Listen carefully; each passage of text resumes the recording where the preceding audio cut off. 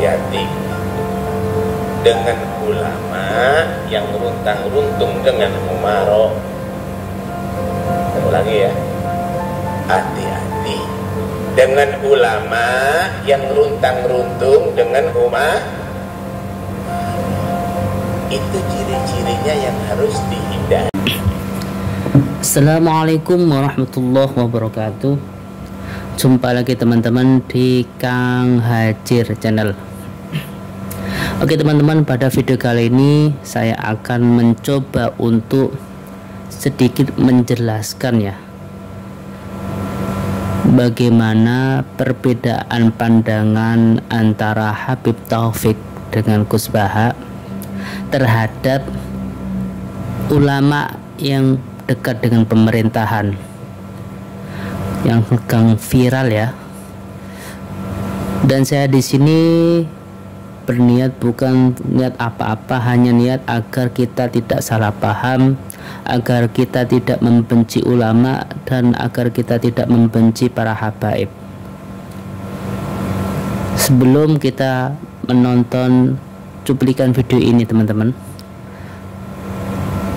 mari kita saling sapa dengan cara sabrek.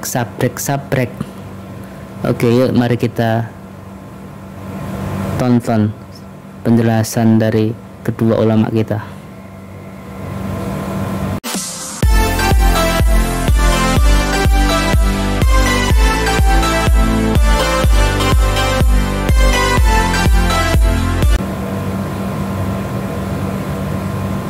Yang imitasi lebih banyak daripada yang asli. Paham ya? Imitasi lebih banyak daripada asli. Mereknya bagus, tapi kadang-kadang tidak sesuai dengan merek. Mas 24 karat, padahal kuningan. Itulah yang banyak nanti di akhir zaman yang disebut ulama tapi nggak asli, tapi tidak asli.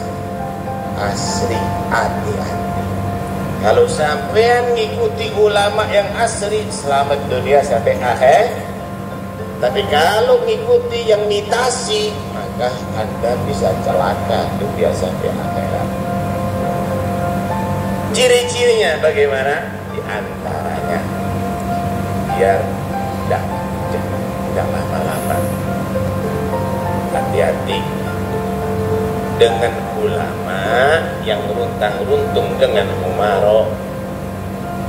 Saya ulangi ya, hati-hati dengan ulama yang runtang-runtung dengan umar. Itu ciri-cirinya yang harus dihindari. Itu ciri-cirinya yang imitasi. Bahkan kiai-kiai yang sekarang koalisi sama pejabat itu yang soleh ini, kalau bakal sing soleh, anak soleh kalau buatan tertarik, orang soleh kalau tertarik. Itu alasannya juga ibadah, karena kalau pejabat itu didekati, setidaknya akidah dia itu masih ahli sunnah. Pejabat itu rata-rata tidak pernah ngaji. Dia taunya Islam NU atau Muhammadiyah ahli sunnah, itu ya taunya dari kiai NU atau Muhammadiyah.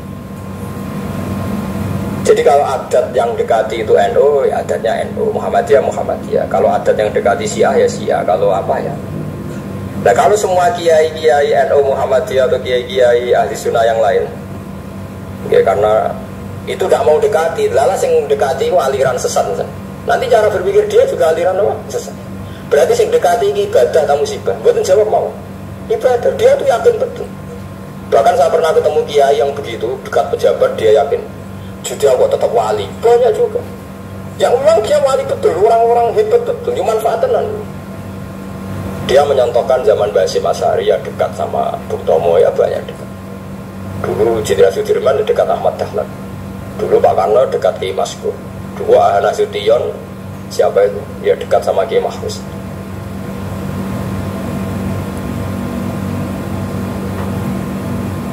Ya banyaklah sejarah itu kan orang-orang top yang tetap diyakini wali padahal dekat nopo pejabat. Dan itu terbukti sampai Indonesia menentang paham komunisme, mereka pendiri bangsa ini dekat nopo kiai. Mereka nggak tahu kan buruknya komunisme secara teori negara modern. Taunya karena pahamnya nopo kiai betapa ateis musibah banyak. Bahkan Thailand itu kecelakaan mergo dulu Islam di Thailand sama Indonesia Islamnya masuk bareng, tapi ulama Thailand banyak yang zuhud sehingga tidak dekati pejabat. Tahu-tahu minoritas tidak punya power di negara, sementara kiai Indonesia terdekati pejabat. Kalau bakas sing soleh lho, sama nang satu kalau kiai iki proposal buat ini bakas sing soleh, ini bakas sing apa? Soleh. Saya pernah baca biografinya Mbah Soleh Darat. Itu diantara yang diyakini keluarga besar Mbah Bae R.A. Kartini itu ngajinya sama Mbah Soleh Darat. Makanya di Para tuh seneng santri karena dulu Mbah Bae Kartini itu ngaji sama Mbah Soleh Darat. Jadi dulu itu adat ngiyai itu biasa pejabat ngaji itu. Nah kalau melihat begitu kan kiai yang dekati pejabat ya yakin tenan ayo takor. Lha gunane apa gesoleh di dhuwur gunung mulang santri tok. Wong kiai segoro wis ahli sunnah di ahli sunnah. Kiai aku iku ngiyai ini wong ahli sunnah. Kuwi yakin tenan nek iku takor dan saya kenal orangnya. Oke teman-teman, dari kedua asumsi ataupun pendapat kedua ulama tadi Habib Taufik dan Gus Baha, saya bisa menganalisa ya, karena mungkin perbedaan referensi. Kalau Habib Taufik ini beliau, pandangan beliau ataupun acuan beliau itu dari realitas politik yang ada di Timur Tengah pada zaman dulu, seperti zaman Abbasiyah ataupun Muawiyah ya. Namun kalau dari sisi Gus Baha itu dari referensi ulama-ulama Indonesia. Saya bahas dari pendapat Habib Taufik dulu ya. Sebenarnya saya yakin bahwasannya beliau Habib Taufik itu mempunyai niat yang baik. Namun ketika menyampaikan ataupun memilih diksi dalam penyampaiannya itu kurang sempurna, kurang lengkap teman-teman, sehingga mengaburkan pemahaman masyarakat terhadap statement yang diungkapkan oleh Habib Taufik. Seharusnya Habib Taufik itu beliau menjelaskan ulama yang mana gitu. Ulama kan ada dua, ulama yang jelek apa yang baik, sehingga tidak mengkaburkan, tidak mengeneralisir, dianggap semuanya ulama yang dekat dengan pemerintah itu jelek. Itu dari pemahaman masyarakat teman-teman ataupun pemahaman netizen. Seharusnya diksi yang dipilih ataupun kata yang dipilih oleh Habib Taufik itu harus spesifik, ulama yang meminta proposal kepada pemerintahan untuk kepentingan dirinya sendiri, seperti itu seharusnya, sehingga ulama itu disetir oleh pemerintah. Meskipun pemerintah itu berbuat jahat, ulama tidak berani menegur gitu. Sehingga kalau Habib Taufik memilih diksi yang masih belum jelas ya, masih apa general ya, itu menjadi bumerang sendiri bagi Habib Taufik, sehingga itu masyarakat, pemahaman masyarakat pasti akan negatif terhadap apa yang disampaikan oleh Habib Taufik. Banyak kalangan netizen saya melihat dari beberapa komentar ya, banyak yang menjelek-jelekan beliau.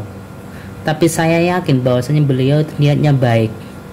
Tapi referensi dari beliau itu dari kitab-kitab klasik yang dari Timur Tengah, sejarah dari Timur Tengah, bukan sejarah di Indonesia gitu loh. Sejarah Timur Tengah dibawa ke sini. Dulu kan sejarahnya ketika masih zaman Abbasiyah itu kan banyak ya, ada beberapa ulama mungkin ya dari sejarah itu, dari tarikh Islam ya, ulama yang dekat dengan pemerintahan yang zalim gitu, sehingga ulama tersebut menjilat kepada pemerintahan mendapat keuntungan dari pemerintahan tersebut untuk kepentingan pribadi, sehingga ketika pemerintahan melakukan kejahatan, kezaliman, dia tidak berani menegur pemerintah. Nah, itu dicomot oleh Habib Taufik, itu kemudian disampaikan di halayak ramai ataupun di pengajian tersebut. Itu sangat berbahaya, karena seharusnya diksi ataupun kata yang dipakai itu harus spesifik, harus jelas, sehingga tidak mengaburkan pemahaman dari masyarakat ataupun netizen. Tapi saya pasti yakin bahwasanya beliau itu tujuannya baik. Lah, dari sisi Gus Baha ini sangat cerdas menurut saya. Gus Baha sangat cerdas. Kenapa? Karena beliau mengambil referensi itu dari ulama di Nusantara gitu. Bahwasanya ada loh ulama mendekati pemerintahan itu dengan tujuan baik, bukan untuk mencari keuntungan dari kekuasaan. Seperti Mbah Hasyim Asy'ari tadi beliau mengisahkan, seperti siapa lagi, banyak ulama-ulama Nahdliyin yang mendekati ulama Umarok, tapi dengan tujuan menasihati, tujuan untuk meluruskan, bukan untuk mencari keuntungan pribadi. Karena hal seperti itu sangat penting sekali, teman-teman. Seperti halnya ketika ulama jauh dari umara itu akan berbahaya. Apalagi ulama dari Nahdliyin kalau tidak dekat dengan umarok sangat berbahaya, teman-teman. Ini sudah jelas ada kejadian di Arab Saudi ya. Bahwasanya kenapa Arab Saudi kok mazhabnya itu berubah. Dulu kan membolehkan ziarah kubur, membolehkan maulid, tahlil ya, zamannya sebelum Ibnu Saud. Tapi karena setelah Ibnu Saud itu berdiri, menang, kemudian menguasai Arab Saudi, lah itu ulama Wahabi itu dekat dengan Ibnu Saud tadi. Dan efeknya apa, teman-teman? Efeknya sangat besar sekali, sehingga mazhab ataupun syariat Islam yang diterapkan di Jazirah Arab ataupun di Mekah itu, di Arab Saudi, itu pemahaman dari kaum Wahabi. Nggak boleh maulid, nggak boleh tahlil dan lain sebagainya.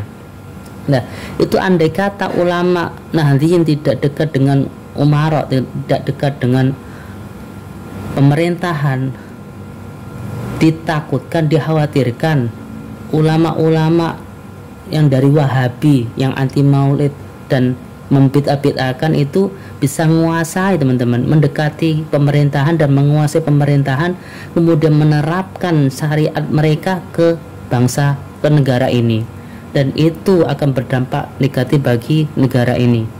Maulid ditiadakan, nggak boleh, kemudian tahlil nggak boleh, kemudian apalagi Yasin juga nggak boleh, mau di Arab Saudikan. Makanya sangat penting bagi umarok, bagi ulama-ulama Nahdliyin ya khususnya, untuk mendekati pemerintahan dengan tujuan kemaslahatan bersama. Itu yang saya lihat dari pemahaman Gus Baha tadi, pemahaman yang sangat cerdas ya menurut saya. Meskipun